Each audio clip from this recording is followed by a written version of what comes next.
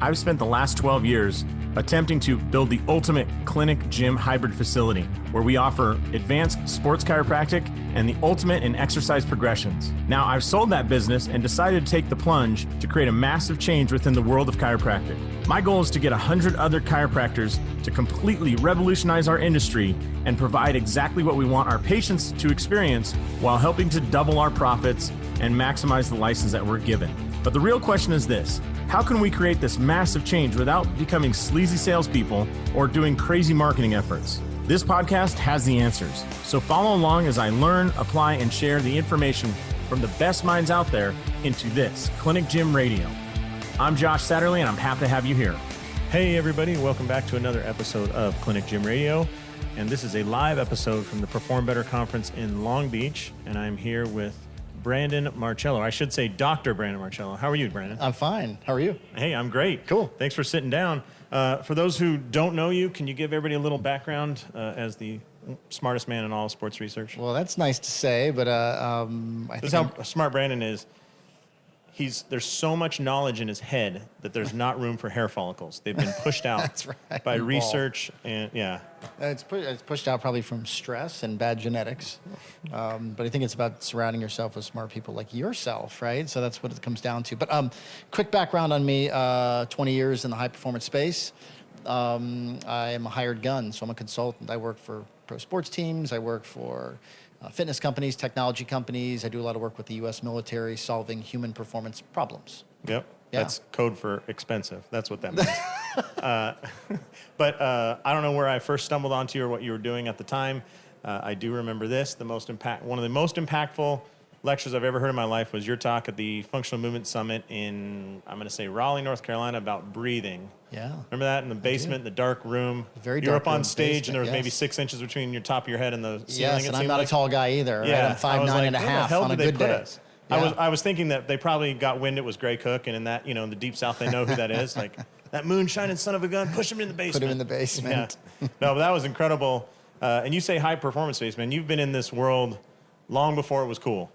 I mean, 20 years ago, people weren't talking about what breathing wasn't a big deal. No. Proper mechanics and lifting wasn't a big deal. It was how much can you lift, bigger, faster, stronger programs, right? Bench, deadlift, and even the deadlift was not anything you wanted to watch, right? Totally. And I mean, you've seen it evolve yourself, right? I mean, from just like before we got on the air here, it was, all about, we talked about FMS and SFMA and those types of things, which, 20 years ago were just being developed, right? Mm-hmm. And put on paper. So, I picture a younger Gray Cook cutting down a tree and forming his first kit out of it, Right. It's probably had a vine instead of a That's rubber when band. Gray wore mock turtlenecks. And actually he took showers. Now he doesn't wear sleeves. Yeah, that's right. That's, yeah. But anyways, enough busting on Gray. But you were at some of the early, what do you want to say, performance centers, right? Yeah. Back when, back before they were everywhere, what was like the first time that you realized you kind of had a different perspective? Because, going back then, I can imagine 15, 20 years ago saying, hey, I don't think we should be doing squat, deadlift, and bench as our only three options. There's a whole nother aspect to this. And I know you're a bit advocate of sleep. That's what your talk is about this weekend. That's a crazy thought back then, right? Yeah. Like, you just need to toughen up. Well, I think it was partially luck, right? I mean, when I was in the profession for only 5 minutes, I was surrounded by some pretty cool people, right? Just a little bit of luck. Mike Boyle used to come down and visit us at IPI in Bradenton, Florida. We had Mark Verstegen. We were working together. Daryl Eto, who I consider my mentor, was there. And from day one, it was all about a movement-based philosophy. It wasn't about strength. It wasn't about Olympic lifting versus high-intensity lifting as it was back then, right? It was about how do you improve the movement of the individuals with whom you're working. Yeah, but at the time, this is going to Hillary Clinton's camp and saying, hey, let's talk about lowering taxes and being more conservative, everybody, and you get these weird looks, right? Yes, absolutely. Yeah, you guys were on the early edge of that, and it's not necessarily popular. Right. We were definitely, on the edge for sure. Right? All right. We weren't doing everything, but I didn't know any better. Yeah. I was new to the profession, so I just thought this is how it was. Did you get a lot of? I think, what do they say? You can always tell who the pioneers are because they have arrows in their backs. No, totally. I mean, that's the thing, right? You take a lot of hits, and Yeah. we've talked about, whether it's movement training or talking about breathing or talking about sleep or developing a functional movement screen or whatever it is that anybody does that's new and novel, you know, I consider it a compliment. When you start taking hits, I think it means you're onto something. When people are pushing back, I think it means you're onto something, you know. Rather than just open arms and going, oh yeah, that's great, we love it. You're not quite far enough ahead. Maybe. Exactly. If people aren't pushing back a little bit and you know, if people are making comments, and a lot of people making comments, and many of them negative, I think that can be a good thing because that means a lot of people are talking about it. When was the first time you had someone that you truly respected make a negative comment? When you had pierced the holy crap, because at some point, Mike Boyle's not going to make a comment about some guy that's new to Instagram, that's, you know, just out of high school kind of thing, right? But not that Mike Boyle will make a comment, but at some point, somebody of impact had to say, what the hell are you doing? No, totally, and I don't think it was anybody in the industry necessarily, but I think it was probably more people in the coaching industry, the coaching world, like skill coaches, who did raise their eyebrow quite a bit, you know, because it wasn't the way they had always done things, and this area was, while strength conditioning wasn't new and emerging, the idea of improving performance through our way certainly was. Okay. Yeah. So I think that's kind of and where at the same time, you're was. also a young, hungry dude with you don't have the confidence of you've been through it 1,000 times like you have now, right? Right, exactly, yeah. Did you ever doubt yourself then? Oh, I still do today. I doubt myself more today than probably I did then. Okay. Yeah. But you just have the confidence to keep going forward and... Well, I think that's what you do. You understand that, okay. Or you're just dumb. Well, I mean, that's another option. I'm a little bit of both, right?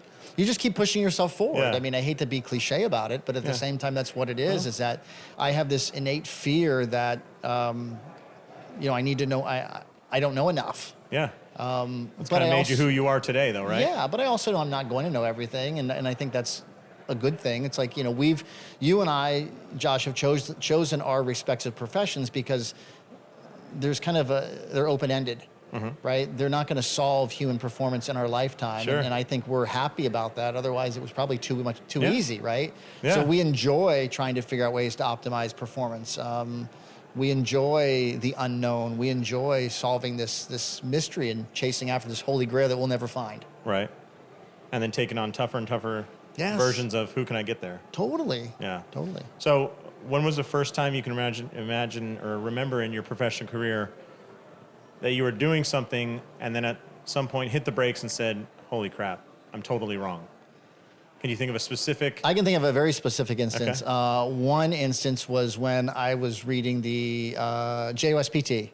Okay. Right, and there was an article there, and I believe it was February of 2008. This is specific. I like it. Okay. All right. And there was an article in there by Mike Reinold. Okay. And in there, it mentioned that, you know, you should not be doing empty cans because it creates anterior translation of the humeral head. Okay. And, you know, I used to do some empty cans within my training, not with everybody, but with some people, right? And then from that day, I said, these are out, you know, and that was just one distinct change that I remember doing immediately within all of my programs that were even currently ongoing. And the athletes I was working with asked why. I told them why, and they were like, sweet, I'm bought in because you actually said, wow, this is something you didn't know. Yeah. And you're willing to make a change and you're willing to own up to it. And yeah. I mean, that's one there's been more. Sure. But that's for sure a very specific one that I can remember. And how about adding something in that you resisted? Like, because when you come to Perform Better, number one, big shout out to Chris and the team of Perform Better. They host this conference every year. And what I love about this is you hear stuff up on the stage, like your talk's an hour long, roughly, hour 15, something like that? Hour 10. Yeah. And I know that 2 years from now, 3 years from now, that'll be in hopefully, that'll be in somebody's curriculum. Like that'll be standard thought process, but now this is the cutting edge, right? And the fact that Perform Better is willing to host that kind of idea of this, hey, let's get everybody together. It's like the MMA for ideas here, right? Like the best ones will emerge and the not so great ones will probably die out. Sure. And they need to. But I can't remember what I was going with this. Oh, so where's something you brought into your training, because you've worked with very distinct groups. I mean, high-performance military, high-performance D1 college athletic programs at the highest level, all those. But sometimes, you know, there are gadgets, trinkets, novelty items, or novelty training systems that we see make a big surge and then disappear from the limelight, right? I mean, Thigh Master, of course. I mean, we all know that one. I'm in one right now, as you can see, right? That's probably why. You never waste a moment. Right. Yeah. But I think that comes down to that's where it really behooves you to have a really powerful extended network. Mm-hmm. Who in my network can I trust that I can reach out to ask questions about whatever and whomever, right? And that's what it comes down to. Do you have a trusted group of individuals who can objectively evaluate something along with you so you can make a better informed decision on maybe not just good or bad, but maybe does it fit into where I think it fits within my training program or not? So I think that's what a lot of it is too, is trying to determine where something fits. Okay. And that's where sometimes I'll get tripped up. So I'll talk to people about that and say, this is where I think it fits. What do you think? Can you think of a piece of equipment that you loved or hated or wanted to get rid of, or? I don't know if it's a piece of equipment, but maybe more of some methods and some things like that. I think that's kind of the thing about it. That any specific ones come to mind? Because we're talking, so this, you're married to a chiropractor, you're lucky enough. Not everybody has that but I'm married to a female chiropractor as well. And so, we have this little fan club. We'll have special hats and whatnot for badasses who live who have chiropractor wives. But anyways, so your mindset is of the same vein, but different approaches to that, right? You're on the performance side. She's on... Yes. Not that she's not in performance, but Jen's like on the fixed side, right? Like that's her training. But I would wonder if there's times where that's come together and you've been like, oh my gosh, like I've not been thinking about this the right way. Well, totally. And that's kind of why if for instance, if I work with an athlete, she's right by my side for the sake that she's looking at things through a different lens. Healthy or unhealthy, she's looking at and criticizing and critiquing movement through her lens. Right. And she might catch something that I may not catch. So I think I'm big into the multidisciplinary aspect of it. Yeah. She might be working with this client that I'm working with, and she might be handling the rehab and reconditioning aspects, and I might be handling the training, but I'm having her give her 2 cents on the warm-up, develop parts of the warm-up that are essential, which will put them in a successful point to kind of move things forward. And then, speak of the devil, right? She just walked by. Yeah, she just walked by, eyeballed you, and then left. So. Yeah, and then I don't know what you did last night. You're obviously wrong. So. Right. Yeah. But that's invaluable because I do not have the skill sets that other people have, and when you can tie people in, it just puts your success rate, stacks the odds in your favor of having a successful outcome. Yeah. And I think anyone you're working with appreciates that. Are you a chiropractor or physical therapist working long hours, worrying about lower repayments and missing out on quality time with your family? You can double your income without working more hours by adding a gym to your practice. Clinic Gym Hybrid Solutions has a step-by-step guide that dramatically simplifies and speeds up the addition of a fitness center and its monthly recurring revenue. In just 6 months, you can be on your way to freedom. Visit clinicgymhybrid.com today for a free downloadable PDF and complimentary consultation to get you started. That's clinicgymhybrid.com. This is targeting clinicians who are probably adding a gym or adding fitness and continuing their rehab journey into fitness, which I think that's just the way it should go. There's this fake line that society has developed between like, oh, that's obviously rehab and that's exercise. Like your empty cans. You were doing them in exercise programs and Mike was talking about rehab, but doesn't matter. It's the same humoral translation, whatever we label it with. Right. And one of the things that I want to encourage some people here to do is, I remember when I started a gym, I got a lot of questions about why are you adding a gym? I don't understand. And it's like, of all the things, that is such a low level question. Like, just because we're continuing rehab, right? Right. And I want to encourage the people listening, like, you're going to screw people up. You're going to have crazy harebrained ideas. And I hope they don't hurt somebody, but there's a chance you may, the emotional impact of I screwed that person up is often more than, oh, the research says I shouldn't do this, right?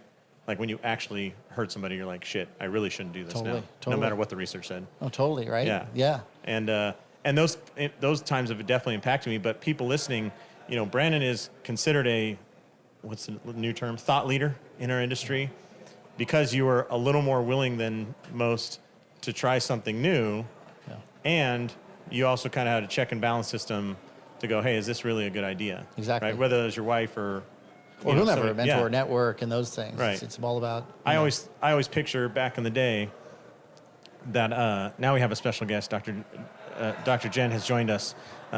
So Brandon's going to clean up his language a lot and not tell the stories he was telling earlier. No, but I always picture that back in the day, one of the reasons you guys were so successful early on was, weren't you like stuck in a closet with these guys basically that you guys called an office and your chairs were almost on top of each other? That's exactly what we were in an office, and we all shared an office together, and we all would have little powwows and turn around and throw ideas. So you knew if you were doing something stupid, he was literally next to you looking at you. What are you doing? Everybody knew what everybody was doing. Yeah. And I think that's one of the things that made it such a great environment. I think from a facility design aspect, and I love to, because you've been in multiple facilities, people underestimate the power of a shared office, especially with trainers. Like, because you have this kind of transient, I'm on the floor and back out, I'm on the floor and back out, looking at stuff, looking at journals, pushing it over to the next desk, dude, check this out, you got to read this. I would say that's actually better than divided offices, or if you have the space like in a university setting, don't get, one office for Brandon and one office for Jen and one office for Josh. Instead, get a big room, put up folding tables, and force everybody to do it like college dorm room style, right? No, it's perfect. I mean, that's perfect. I mean, I was very lucky. I remember early in my career, my mentor sat right across the room from me. Mm-hmm. And one day it was like 6 o'clock at night. We were the only two left in the office. And he said, "Hey, B, what do you want to know?" It's like, if we're in separate offices, that question doesn't happen. Mm-hmm. So, allowing I imagine that. the same reaction happens when you look at a dog, you pull out a tennis ball, want to go for a walk? It's like, and then totally you couldn't think of any good questions, right? And I couldn't think of any good questions. And he sat there and waited for me. And he said, "Okay, too late." And from that day on, I kept a list of questions in the event he ever asked again. And he did. "Hey, B, you have any questions?" I said, "I do." And I pulled out the list, and he laughed. And we went right through them one by one by one. Well, do you remember any of those questions? They were just basic things on strength or movement or how to organize programs and things of that nature, things I watched him do, and things I had questions about or something I read. So they were just all very generic questions on things that Do you remember when he took one of your ideas and ran with it? That had to be an impactful moment. No, I think the most impactful moment was when he said, "Why are you continuing to ask me what I think of your programs? Because you don't have to do that anymore." And that was life-changing for me. Wow. How long into it were you at that point? Probably about maybe, 2.5, 3 years. Yeah. So this is when Skywalker actually gets the lightsaber right to Yoda's throat? That's what it felt like, honestly. It's like, honestly, wow. Yeah. Nice.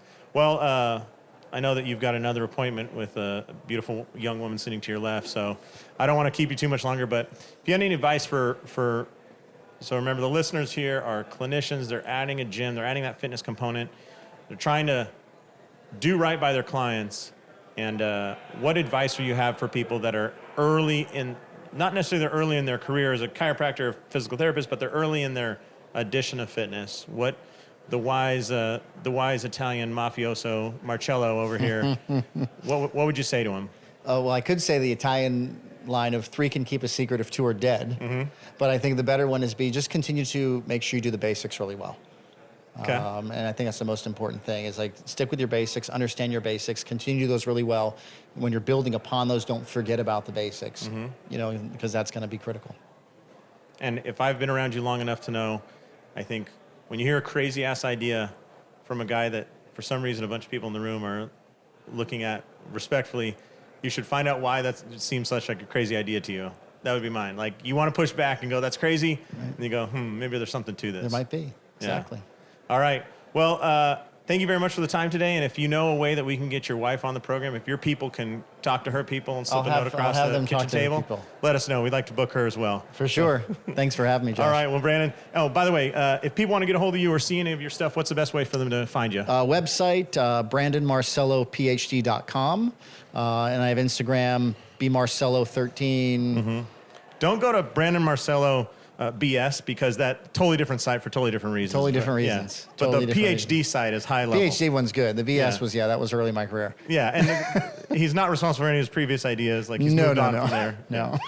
All right, so BrandonMarcelloPhD.com, and then on all these social networks. bmarcello13. All right, cool. It's that easy. On behalf of Dr. Josh Satterley and Brandon Marcello, this is me saying thanks a lot for listening, and thank you for your time, buddy. You bet. Thanks. Thanks for listening to Clinic Gym Radio. If you're ready to double your profit without working longer hours, please visit clinicgymhybrid.com and find out how easy it is to get started on your path to freedom. That's clinicgymhybrid.com.